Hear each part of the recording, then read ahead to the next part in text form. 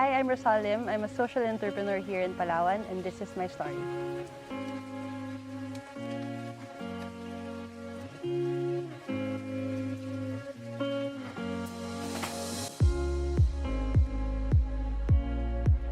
My story here in Palawan started, I guess, when I grew up here. My parents moved here in 1994, and they started Rurungan sa Tubod Foundation. And I grew up in that environment of my mother training women how to weave, and as an alternative form of livelihood. And when I was in high school, I really made this conscious decision on trying to get out of Palawan. And so I went to college in Manila, and for some reason, right after college, I found myself back here. And it was to start Kusina ni Tito Ernie, which is the restaurant. And by sheer proximity and because of all of the opportunities that Rurungan also showed, I wanted to work again with Rurungan and see how I could help it grow.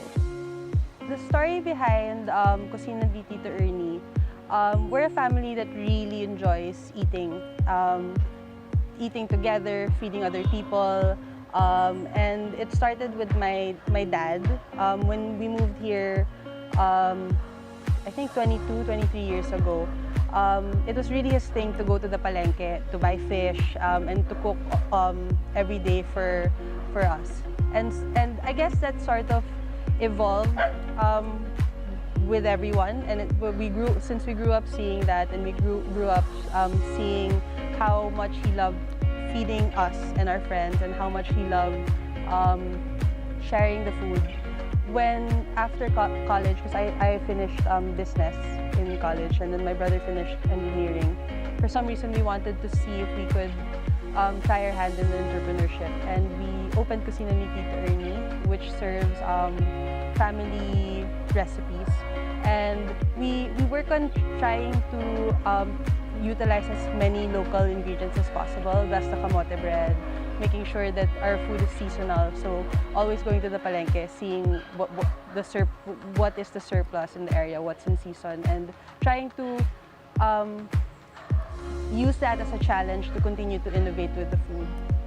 With Rurungan sa Tubod Foundation, it started in 1999, and we're a 20-year-old institution, and I basically grew up with it. So when we were starting to train our first weavers, their children, sila yung mga kalaro ko, and I saw my mother build up that foundation. And it started with an attempt to offer an alternative livelihood to farming and fishing communities in Palawan, especially the ones that were involved in more of the environmentally hazardous practices, which was slash and burn farming or kaingin, and dynamite fishing.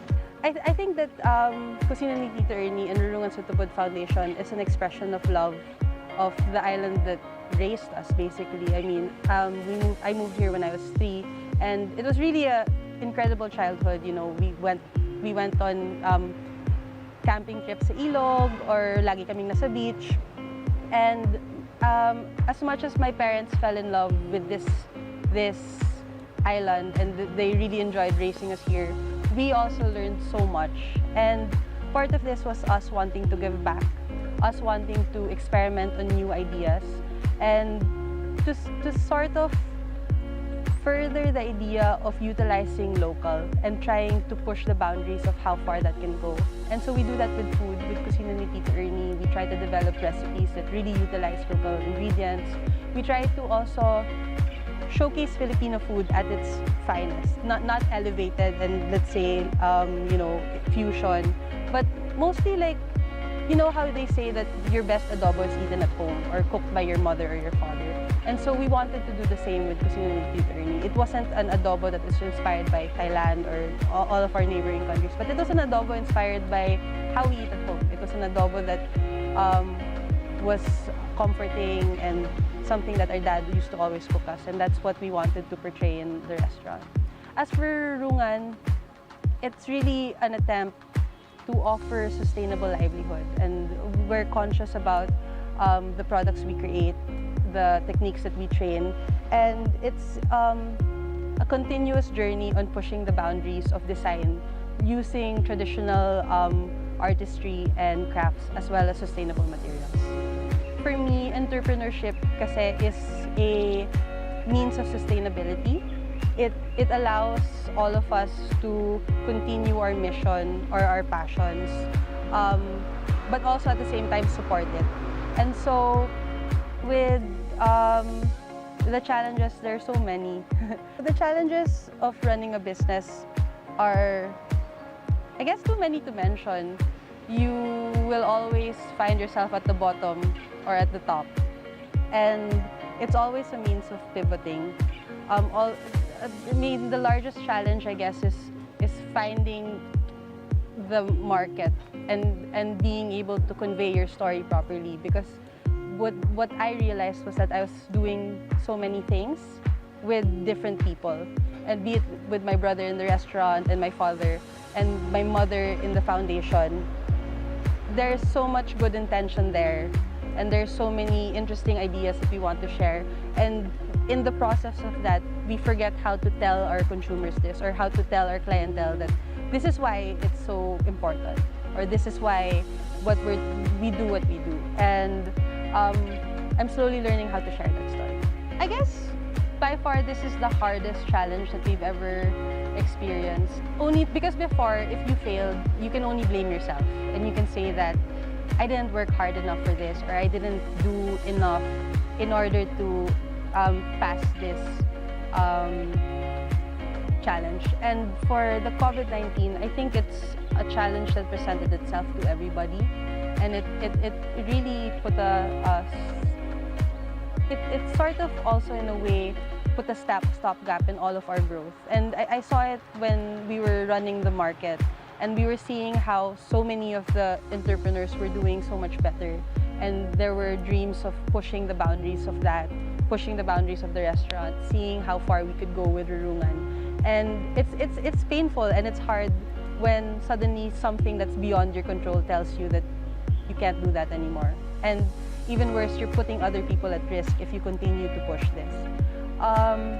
So that was something that I had to get over.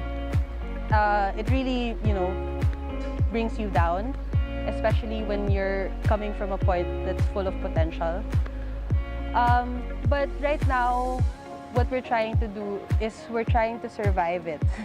And I think that's mostly through digital marketing.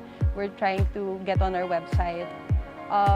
We're trying to also, like for safer dining, we're trying to make sure that we're more available for dine-in and takeout. And we realized that, if we did takeout, and there's going to be so much plastic that we were using, and we were already at the area where we were trying to figure out our operations to make sure that we weren't such a burden to the environment. Because, the number one thing about Palawan is that it's such a beautiful environment, and you don't want your success to ruin that. And that's why we started using organic packaging and little things like that, pivots. That's the word that I learned the most this year, was to pick yourself up and to turn the situation around. And that's what keeps us going. I had a conversation once with my cousin, and we come from a family full of very strong women. And I think it's because we were pushed harder, because our parents sort of knew that the odds are a little bit more against women. I mean, honestly, it's a bit more difficult, and you have to be a bit stronger and a bit more hard-headed in order to get your message across. I'm lucky that, my brother, my business partner in the restaurant, and my dad were both very supportive of how we think and how we run the business, and we were always seen as equals. And that only pushed me to try to do better, and to try to also empower other women that this is possible. And I'm happy to say that most of our staff are also women, and they're amazing. In the foundation, we work mostly with women weavers. Our staff, our main staff are 90% women, and in the restaurant, they're 100% women, aside from my kuya. And so, pusong babae talaga. And we're hard workers. And I think if you put it in a way, is that if you are able to give women an opportunity to succeed, they're gonna work hard to succeed. And I see it as an inspiration for myself that you can't use that as a reason that the world is stacked up against you. You can't succeed. No, it's as long as you see an open door, you have to try to crawl out of it and come out of it successful. I'm not yet there, but hopefully. Every person that I look up to, like my mom, Zarina Lim, who's the executive director, or Tita Dichay, she's the owner of Aming Balay. And they've been women entrepreneurs for a long time. And they've never been like, I'm successful, I'm done. This is it. So for me, I was always taught to try to not rest on them so much, or try to not be like, this is it, I'm done. Because the next day, you have to try to do better. The reality is that it'll never be where you want it to be. But you have to keep working, and you have to keep trying to evolve it into something better. And I guess it's frustrating and encouraging at the same time, as to the fact that you're never going to be that version of success that you want to be. But in that process where you're working and you're learning, that's really where you want to be. You want to continue it.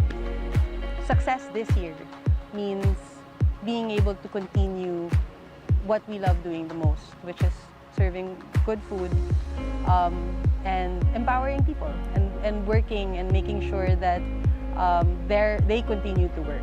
I guess that was the most amazing thing for me, was that I saw the community grow.